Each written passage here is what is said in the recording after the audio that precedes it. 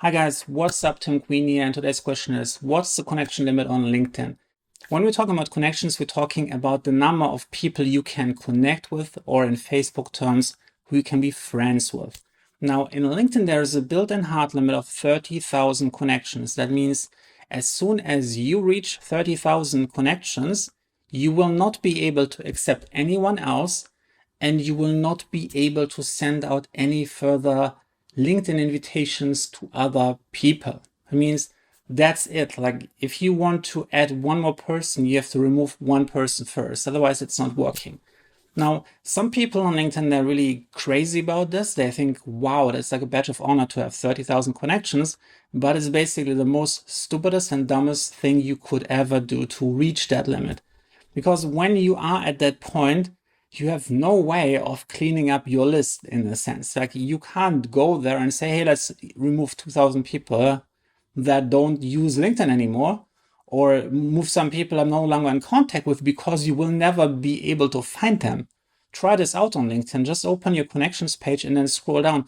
It will reload like new connections, like let's say 5 to 10 connections every time you scroll down to the page. But this takes like forever.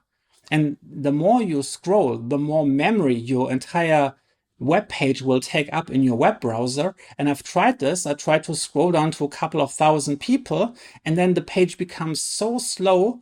And if the site then crashes, you have to start all over again to scroll to someone. Like if you don't remember the name, it's almost impossible to find someone. That's why I keep my network super clean. I think at the moment I have like 4,000 connections, but almost like 30,000 followers. And that's really important. You want to be very, very selective who you're connecting with, because those are the people who can send you messages without filter. There's no way to block messages from connections. Anyone who is a connection will always be able to message you. So if you're accepting like 30,000 connections, you don't filter them at all, you don't do any qualification, that means like people can spam you. And that was exactly what happening. Like at some point, before I came smarter, I would accept way more connections from people inviting me. And then all what happened was that they would start sending me some messages, like with like some bot. I would receive like 2 or 3 messages every day from the same person, like trying to sell me something. Today, I'm taking a much more conservative approach. I'm looking for people I actually know, people who I've met on networking events, people who might become a potential customer, people who are generally interested, or there would be some benefit of collaborating with this person. And if I don't know them, I just allow them to follow me. If they want to see my content, they can always click the follow button and get all of my updates in their news feed. But if I want to do something active, like I want to work with this person, I want to collaborate, I want to interview them, or I want to be invited to speak at the event, or I want to invite some of them to come to one of my conferences, then I will accept a connection request. So this one keeps it really nice and cozy.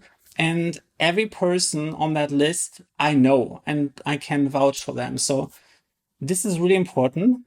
Make sure that you keep your core network nice, tiny, and cozy, and make sure that you always remember who everyone on those lists is. And then you can turn your profile to a follower profile so you can get everyone to follow you by default and then only connect with them you really know. So that's my recommendation. Stay far away from the 30,000 limit. Ideally, you should have maybe like 1,000 to 5,000 people. And then you should regularly do maintenance, do clean up of your LinkedIn connections, like once per year.